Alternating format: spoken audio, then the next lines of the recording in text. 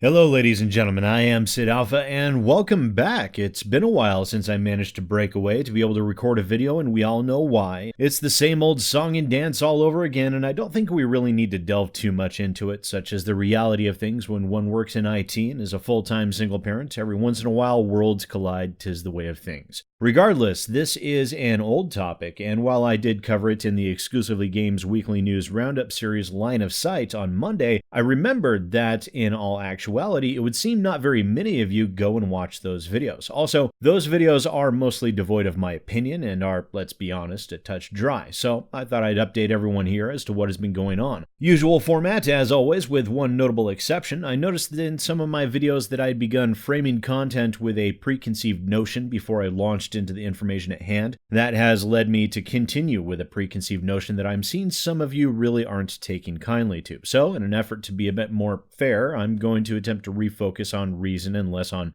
how should we say, going on the offensive. On some occasions, I will call a pile of refuse for what it is, as is my nature, but I'm saying that I'll be a fair amount more selective in the future. And that includes directly engaging with negative elements in the comments section and on social media. Nobody likes a negative Nancy, after all. Anyways, off-topic stream of thought over, let's talk about this thing with Starladder and CSGO, because what a thing it is. And as always, any publicly available information will be in the description down below. Last weekend, it was reported that several Twitch streamers, including the popular Flom, or Floam, not that one spelled with zero, were receiving DMCA strikes due to their simulcasting the CSGO tournament Starladder Berlin 2019. Now, how these Twitch streamers were going about things were they were streaming the GOTV live feeds of the tournaments and then providing their own live shoutcasting or commentary as the matches were being played. A GOTV, for those of you that are not familiar with such things, is the live feed provided by Valve on Steam that, in all actuality, isn't a terrible streaming service from what I've seen. Per Dextero.com, this is the list of streamers that have been hit with DMCA strikes over the Starladder tournament, and you'll notice the asterisks next to Flom or Floam, not that one, or whatever his name, and also next to Metabro. That is due to Starladder reaching an agreement with those two streamers to, according to Starladder's Twitter post, share sponsorship obligations, which basically means they pay money and are forced to adhere to whatever stipulations Starladder deemed necessary. The Starladder themselves made their stance on this quite clear in the official rules and regulations, in which they said all broadcasting rights of Starladder Major 2019 are owned by the Starladder Limited. This includes, but is not limited to, video streams, e.g. POV streams, radio streams, GoTV, replays, demos, or TV broadcasts. However, Tom Pickering, who goes by Routemasters on Twitch, posted a query to Valve in April of 2018 where he asked if there would be any issue with such a stream with GoTV as those being discussed here, to which Steam support replied with, "You're free to cast over games that are taking place whether they're at the majors or not. Any content that is being broadcast through GoTV can be rebroadcast or commented over if you'd like," which is very much in keeping with Valve's stance when it comes to streaming the games that they own. Now, if you'll recall, back in January of 2018, we saw this exact same issue surface in regards to Dota 2 and the ESL Genting 2018 tournament. The ESL was doing the same thing we saw Starladder doing here, filing DMCA strikes against streamers who were making use of the Dota TV streams of that tournament.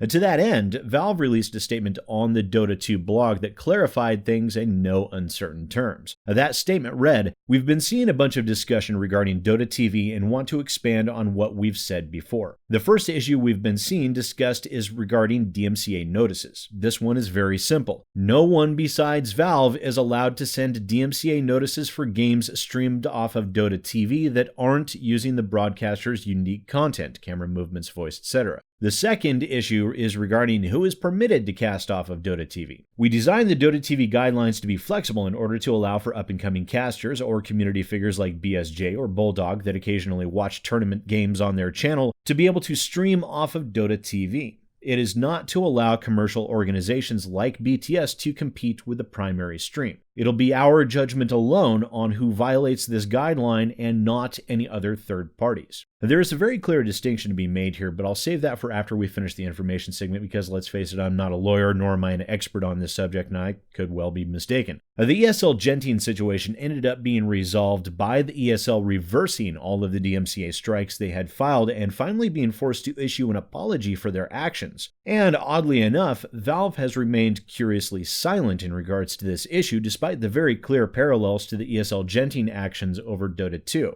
I myself and numerous traditional media sites have all reached out to our contacts at Valve for some form of statement, but here we are a full week later and no response has been forthcoming. So that is the information as I'm currently aware. I've been periodically checking over the course of the past week, but really nothing more of note has been brought to light. So here's my take on things. It involves the DMCA, of course, so it's complicated. Yes, we can look at this and easily see the direct comparison to Starladder and the ESL Genting situations. Both follow streamers making use of the GOTV or Dota TV streams, both involve companies putting on a tournament being heavy-handed, and both involve games that are owned by Valve. And the reason why Valve was able to say what they did was because they own the games. They own the copyright. Starladder and the ESL both obtained licenses to that copyright. Now, that does not make it so they own the copyright themselves. However, that further complicates things because they do own the commentary they provide, and they own the graphics, the overlays, the title cards, even the camera motions and the like of their tournament. That is an important distinction because those aspects could allow them a legitimate reason for a DMCA strike against any of the streamers in question, and to be honest, I doubt I would have gone and watched a dozen streamers' content keeping an eye open for any Starladder-owned content, even if it wasn't DMCA'd and was still visible. Frankly, my past 2 weeks have been a bit too busy for that, and it would not be a useful expenditure of time.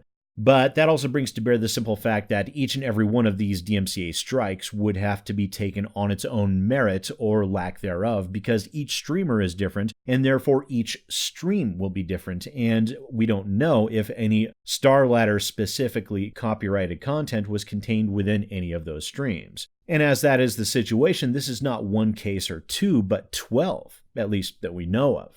Now, I can understand Starladder's position, and I can understand they're not wanting the bottom line of this tournament being affected by outside sources that they have no control over. They spend a lot of money to put these tournaments on, and it's not at all unreasonable for them to turn a profit. That's not a bad thing, after all, and I do believe they at least had a good faith belief that they were well within their legal rights to file the DMCA takedowns. I don't think they were being malicious in the slightest, but it is a business after all. Of course, there's the other aspect that is the streamers as well. Now, this is destroying livelihoods over this that if they were in the wrong, then I suppose so be it. It sucks and they have my sympathies, but at the same time, if so, then some of the blame could be laid at the feet of Valve, who have said in no uncertain terms that streaming their content of their insert name/TV broadcasts is completely allowed, and as such, these streamers thought they were operating within the bounds of what was accepted. Turning sponsorship notifications and subscriptions notifications off as is required, and also many of them imposing stream delays as well, all of this done so to be seen as not directly competing with those putting on the tournament. Because trust me, these streamers don't want these tournaments to go away either. They want them to be successful. They're not predatory, they're not manipulative in nature to the consumer. Tournaments are a profitable venture for all involved, and they also have the added benefit of continuing to bring pro-level esports further into the mainstream.